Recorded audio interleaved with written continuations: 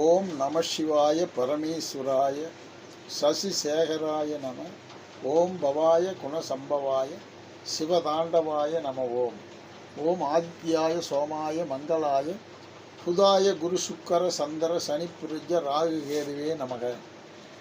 அதாவது இன்னைக்கு இந்த ஜாதகர் பிறந்து 55 வருஷம் 7 மாதம் 6 நாள் ஆச்சு.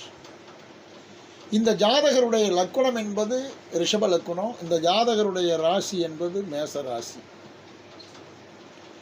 இன்னைக்கு மேசராசி நேயர்களுக்கு தற்காலம் நடக்கிற திசை ராகு திசை. 1, 2, 3, 4, 5, 6ஆம் திசை நடக்குது. ஒரு மனிதனுக்கு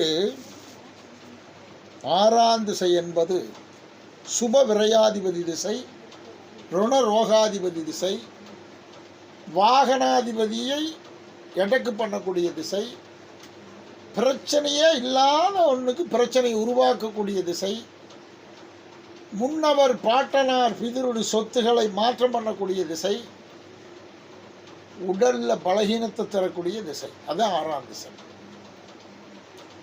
அப்போ முன்னவர் பாட்டனார் பிதிருடைய சொத்துக்கள் எல்லாம் இன்னவன் கடனுக்காக ஈடதாய் முடியும் என்பது 6ஆம் திசை வந்தால் தான் அந்த சம்பவத்தை தரும்.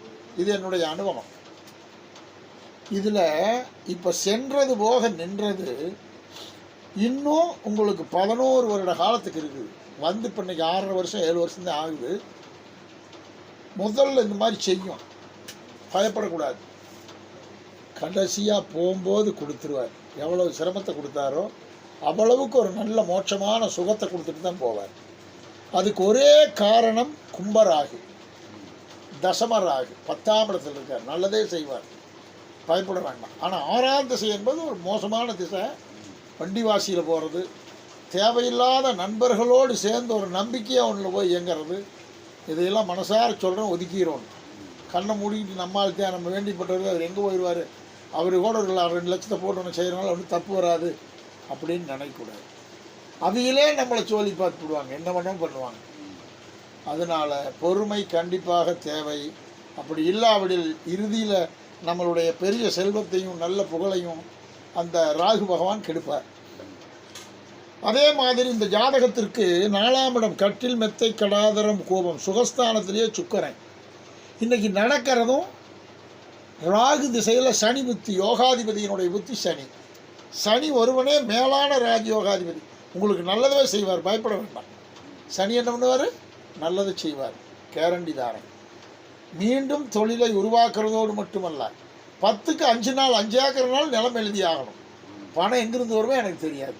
மீண்டும் சொத்து உருவாக்கக்கூடிய தகுதியும் திறமையும் இந்த ஜாதகர்கிட்ட உண்டு. அதுக்கு என்ன நான் இவ்வளோ ஊக்கமாக சொல்கிறேன்னா, சனியினுடைய வலிமை இருக்குது.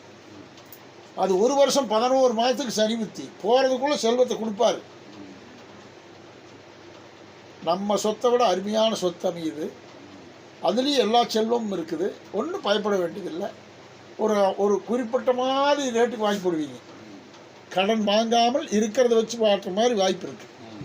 துணிஞ்சு செயல்படுங்க, பயப்படாதீங்க. 10ல் ராகு இருக்கிறனால மீண்டும் தொழில் வளமும் உருவாகும். குறுகிய அமௌண்ட்டை போட்டு பெரிய லாபத்தை பார்க்கக்கூடிய தொழிலும் ஆரம்பமாக போகுது. அது நடக்கும், யாராலையும் தடுக்க முடியாது. 7ஆம் இடம் மனைவிஸ்தானாதிபதி விருச்சக ராசி. விருச்சக ராசிக்குடைய செவ்வாய் பகவான் எங்கே இருக்காருன்னு பார்க்கும்போது சரராசியில் சூரியனோடு கூடி உட்காந்து ஆடி மாதம் நீங்கள் பிறந்ததுனால மனைவிக்கு ஒரு அமௌண்ட் பேங்கில், அது பேருக்கு 10 பணம் எப்பவுமே இருக்குங்க. அந்த மாதிரி ஒரு அமௌண்ட்டை உருவாக்கிடுவீங்க. அதுக்கு நல்லா இருக்குது, மனைவிஸ்தானத்துக்கு நல்லா இருக்குது. எப்படி நல்லா இருக்குது, விருச்சக ராசி சனி 5ல் இருக்கார், கஜலட்சுமி யோகத்தில். அப்போ யாருக்கு யோகம், மனைவிக்கு தான் யோகம். அதை பற்றி கவலையே பட வேண்டியதில்லை. கஜம்னா யானை, லட்சுமினா பணம். யானையாட்டு பணம் அது பேருக்கு இருக்கணும் கடைசி காலத்து வரைக்கும். அப்படி ஒரு வாய்ப்பு அதில் இருக்குது. அதே மாதிரி இந்த 6ஆம் திசையில் ராகு திசையில் முயன்ற அளவுக்கு நவக்கிரக கோயிலை விடக்கூடாது. மாதம் ஒருக்காவோ 2 மாதத்துக்கு ஒருக்காவோ 3 மாதத்துக்கு ஒரு டைம் இருக்கும் போதெல்லாம் நீங்கள் அடிக்கு ஒருக்கா அதை யூஸ் பண்ணிக்கிட்டு வரணும். அவர் பேரில் பாரத்தை செலுத்தாமல் நம்மளுடைய கஷ்டத்தை அவர்கிட்ட சொல்லணும். அந்த மாதிரி போய் பார்த்து அர்ச்சனாராதனை செய்யும் பொழுது இந்த விரையாதிபதி திசையும் பாதகாதிபதி திசையும் கர்ம தர்மாதிபதி திசையும் விலகும், நன்மையை செய்யும். கவலைப்பட வேண்டாம், அப்படி ஒரு யோகங்கள் இருக்குது. அதனால் இந்த யோகத்தை பயன்படுத்திக்கூடிய வாய்ப்பும் செல்வாக்கும் உங்கள்கிட்ட இருக்குது. அது நடந்துடும். அஷ்டமாதிபதி 8 குரு பகவான் 6ஆம் இடத்தில் அமைஞ்சதுனால தொட்ட ஆயிலும் பூரணம். 8க்கு அதிபதி 12ல் மறையக்கூடாது. 6ல் வரலாம், 7ல் வரலாம், 5ல் வரலாம், 3ல் வரலாம், முன்னாடி வரலாம், தாண்டி போகக்கூடாது. அப்போ ஆயுள் கெட்டி. அதே மாதிரி புத்திரகாரகன் 5ஆம் இடம் புதன் வீடாக போனாலும் ஆணும் பிறக்கும் பொண்ணும் பிறக்கும், அது 2 இருக்குது. அதில் ஒன்றும் எந்த தப்பும் குறை வைக்கல. இன்றைக்கி இந்த ராகு திசை சனி புத்தி வந்து யோகம் 11 மாதம், 1 வருஷம் 11 மாதத்துக்குள்ளே ஒரு குறிப்பிட்ட மாதிரி ஒரு செல்வத்தை உருவாக்கி மாசான ஒரு அமௌண்ட் நம்ம வீட்டுக்கு வர்ற மாதிரி ஒரு தொழிலை உறுதியாக உருவாக்குவீர்கள். அது நடக்கும். வேற என்ன கேள்வி?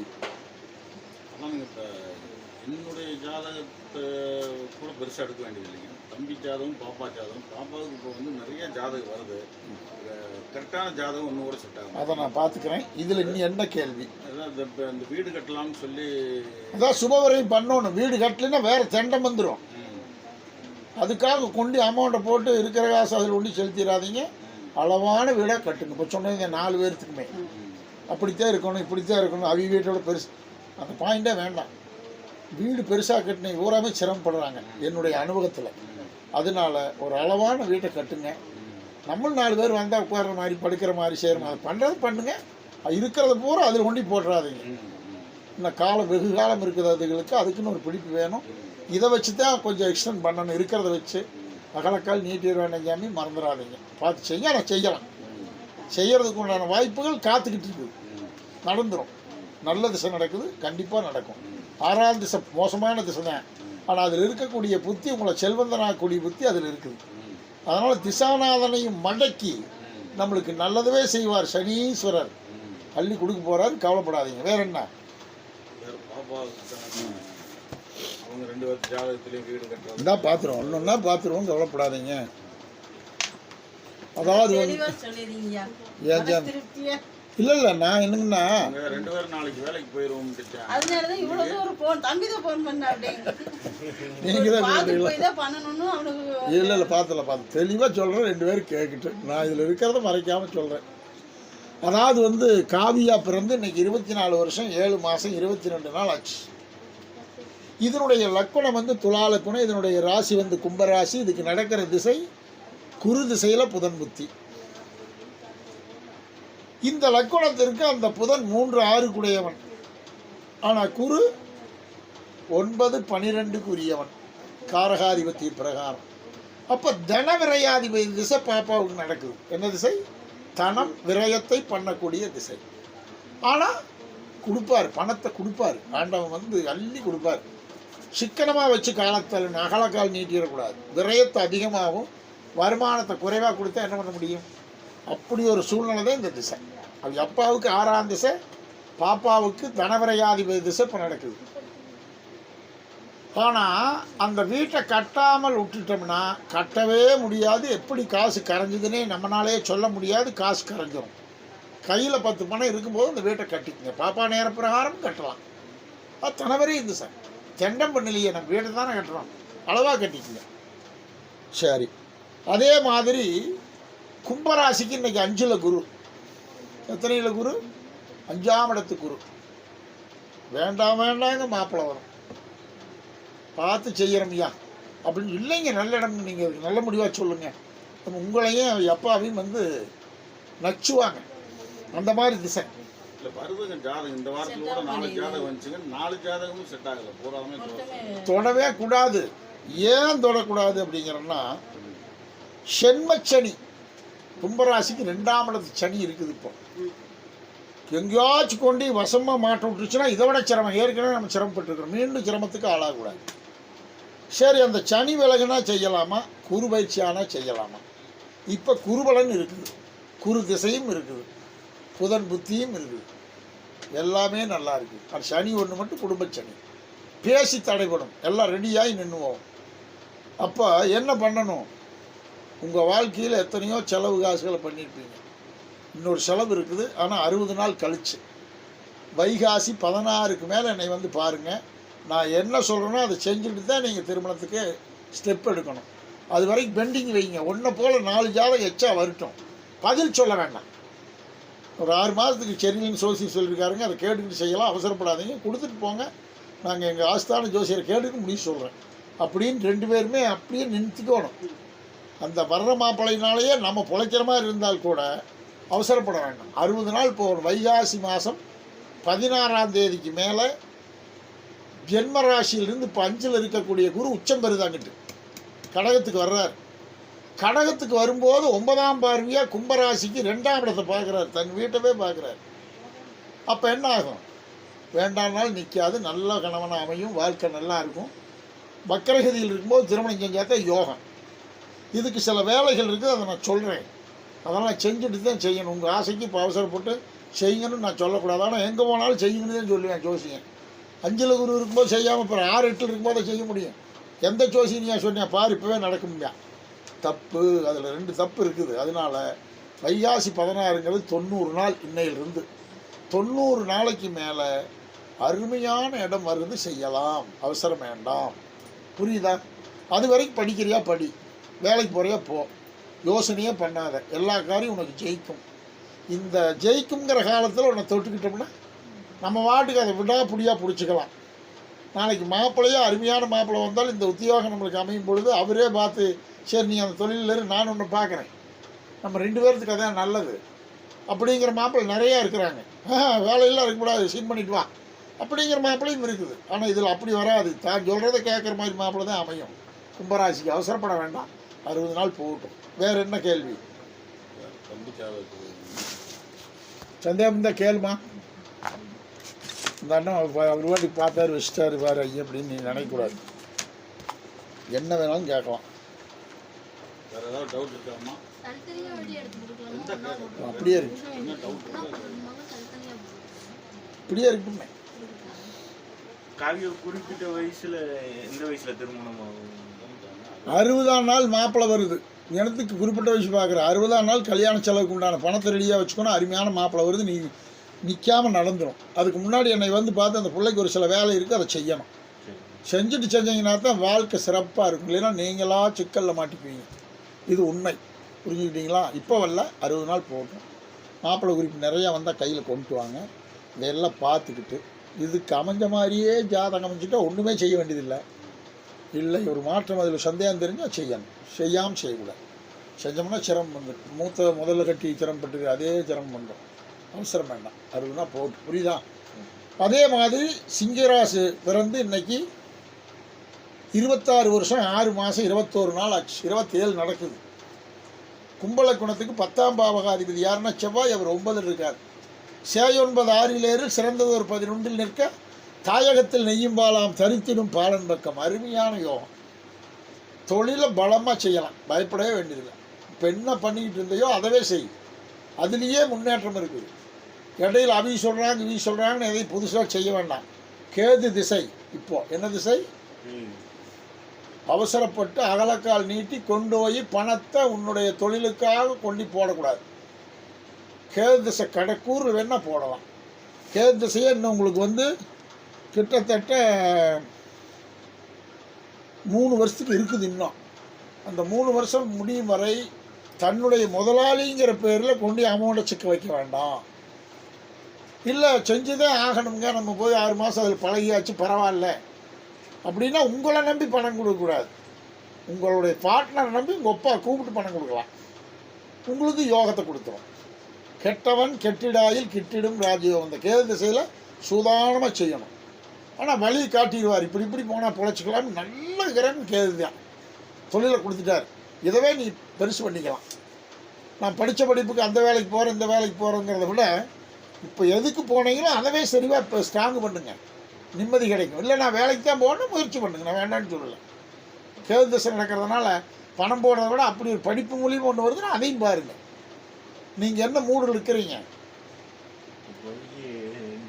டிரைவிங் ஸ்கூல் வாத்தியாராக போகிறாருங்க. சரி, அதவே நம்ம வச்சு நடத்தலாம்னு ஒரு ஆசை வந்துருச்சா?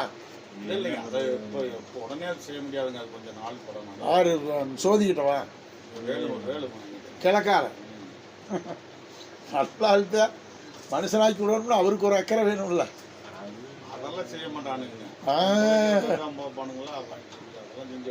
சரி, முயன்ற அளவுக்கு பாருங்க.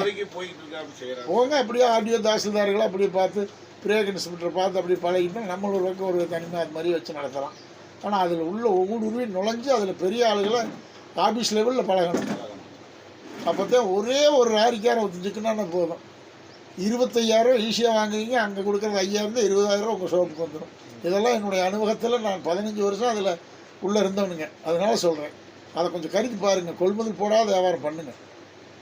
ஆமாங்க, விளையாட்டில் அந்த கேது திசையில் 90, இதில் ஒரு 3 வருஷத்துக்கு இருக்குது. அது முடிஞ்சது சுக்கரேஸ் வரும்போது நீங்களே டிரைவிங் ஸ்கூல் வச்சு நடத்தக்கூடிய சூழ்நிலை வந்தாலும் வரலாம். ட்ரை பண்ணுங்கள், விட்டுறாதீங்க, அதையும் விட்டுறாதீங்க. நல்லதாக அமைச்சிருக்கிறீங்க, எனக்கு பிடிச்சதா தெரியுது, கொஞ்சம் பாருங்கள். ஆமாம், மனசார சொல்கிறேன். என்னங்கண்ணா, விட்டுருங்க இருக்கட்டும். நீங்கள் அதுக்கு 4 மாதம் தழுதலே சொல்ல வேண்டாம். அதே மாதிரி கடகராசியிலே சூரியன் வந்து இதில் இருந்துக்கிட்டே அரசு வேலை வந்துடும் தம்பி. முயற்சி பண்ணு, ஏதாச்சும் எழுது, குரூப் 2 குரூப் 3 அதை ஒன்று எழுது. விளையாட்டுக்கு சொல்லல, கடகராசியில் 3 கிரகங்கள் ஒன்று கூடி இருக்குது. அரசாங்க காற்று தின்னே ஆகணும். நம்மளோட மனசார சொல்கிறேன். அப்புறம் நீ அப்புறம் அசால்ட் இருந்துக்கிட்டு நான் ஒன்றும் பண்ண முடியாது. அதே மாதிரி உங்களோட லக்கணம், கும்ப லக்கணம், தாய் தந்தையர்களுக்கு நீண்ட ஆயுள், என்ன கண்டம் வந்தாலும் ஒன்றும் பண்ணாது. உங்களுக்கு 58 வரைக்கும் அம்மா அப்பா இருப்பாங்க. திருமணமாகி குழந்தை குஞ்சு கல்யாணத்தையும் பார்த்துட்டு தான் மண்டை போடுவாங்க. அந்த மாதிரி யோகம்.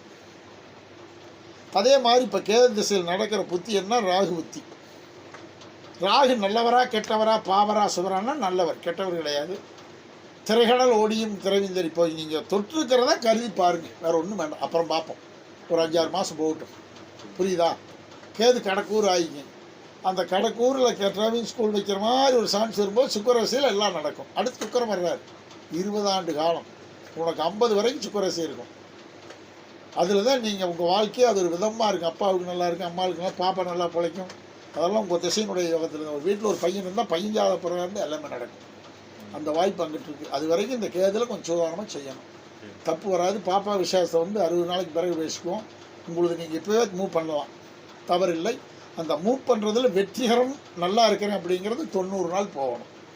இப்போ 12ஆம் இடத்துக்கு குரு, மனசு கஷ்டமாக இருக்குது சில டயத்தில், சும்மா வாரமேன்னு. அதை நீங்கள் ஒன்றும் நினைக்க வேண்டாம், செய்யுங்க.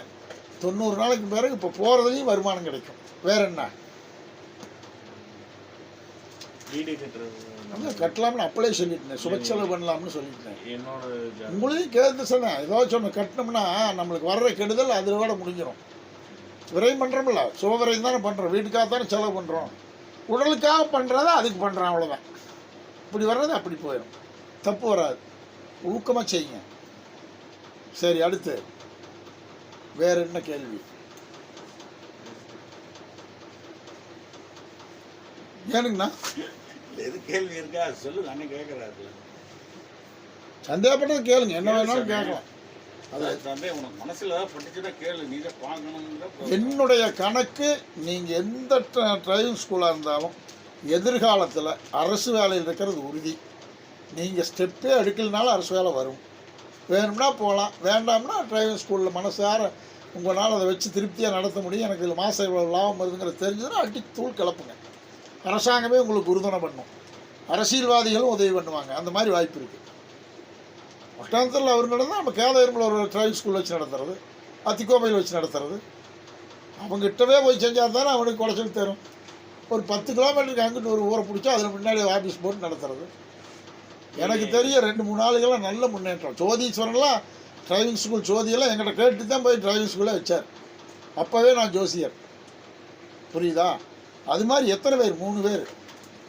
அதனால் உங்களுக்கு பார்க்க அது கஷ்டமாக தான் தெரியும். ஃபஸ்ட்டு பல்ல கடிச்சிக்கிட்டு இருந்துட்டோம்னா அதில் இருக்கிற லாபம் எதுலையுமே இல்லை. பார்த்தா சின்ன வருமானத்தைன்னு தெரியும்.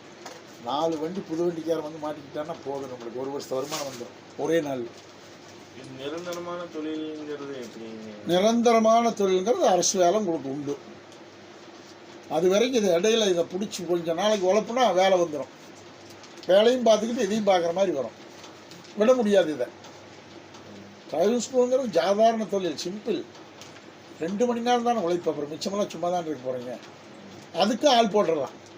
நீங்கள் எதை எழுதலாம்னு நினைக்கிறோமோ அதுக்கு ஆளை போட்டு நீங்கள் அரசு வேலைக்கு போயிடலாம். பேர் உங்கள் பேரில் ஓடும். என்னென்னு சிங்கராசி ஆட்டோ சர்வீஸ் மேலே போட்டு கீழே டிரைவிங் ஸ்கூல் போட்டுருவீங்க. அதெல்லாம் நடக்கும். ஆனால் அவசரப்படக்கூடாது. 60 நாள் போடணும். அதுக்கு மேலே ஏதோ ஒன்று கெட்டியாக தீர்மானம் பண்ணலாம்.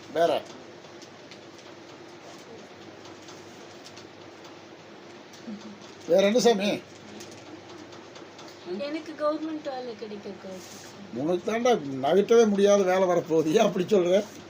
உனக்கு தான் முதல்ல சொன்னனே, வேலை வந்துடும், வேலையை டிசைன் பண்ணிட்டு வான்னு சொல்லுவேன். அதே மாப்பிள்ளை வேலையில் இரு, எனக்கு பிடிச்ச வேலையாக தெரியுது, நீ ரிசைன் பண்ண வேண்டாங்கிற மாப்பிள்ளை உனக்கு அமையும் இன்னி வர்றது. ஆனால் 60 நாள் போகணும், போகலாம்.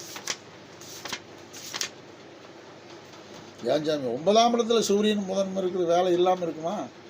நீ முயற்சி பண்ணினா ஒரே நிமிஷம் வேலை வாங்கி போடுவேன். எதையும் நினைக்காம பரீட்சை எழுது, எதை வேணாலும் எடுத்து நடத்து, காரியம் வெற்றிகரமாக தம்பியோட உங்களுக்கு சிறப்பாக இருக்குது. அதுலேயும் 5ஆம் இடத்து சந்திரன் கஜலட்சுமி யோகம், வேலையே பணத்தைன்ற மாதிரி வேலை, ஒரு பேங்கில் இது வந்துடுது நம்ம இடத்துக்கான பேங்க் வேலை, அப்படி வாய்ப்பு இருக்குது. அதே மாதிரி 3ல் குரு வீடு கேது பகவான் ஞானகாரகன் சகாயஸ்தானத்தில் இருக்குது. பாகிஸ்தானத்துலேயே குரு போய் உட்காந்துருக்காரு 9ஆம் இடத்துலேயே. அப்போ எதை தொடருமோ வெற்றிகரமாக முடியும். அந்த சீர் சோகனை மட்டும் உனக்கு நடக்காமல் இருந்தால் இந்நேரம் நீ வேலையில் தான் இருப்பேன். அந்த கிரகம் வந்ததே இடையில கொஞ்சம் வீக்னஸ் ஆனதுக்கு காரணம். இன்னி அப்படி ஒன்றும் வராது, நீ துணிஞ்சு அடி பயப்பட வேண்டாம். வைகாசி வரைக்கும் அமைதியை கைப்பற்றிங்க, அதுக்கு மேலே பேசுவோம். சரியா? ஏனுங்கண்ணா அவ்வளோதானே? அவ்வளோதான். பஸ் முருகா அது ஒரு எப்போ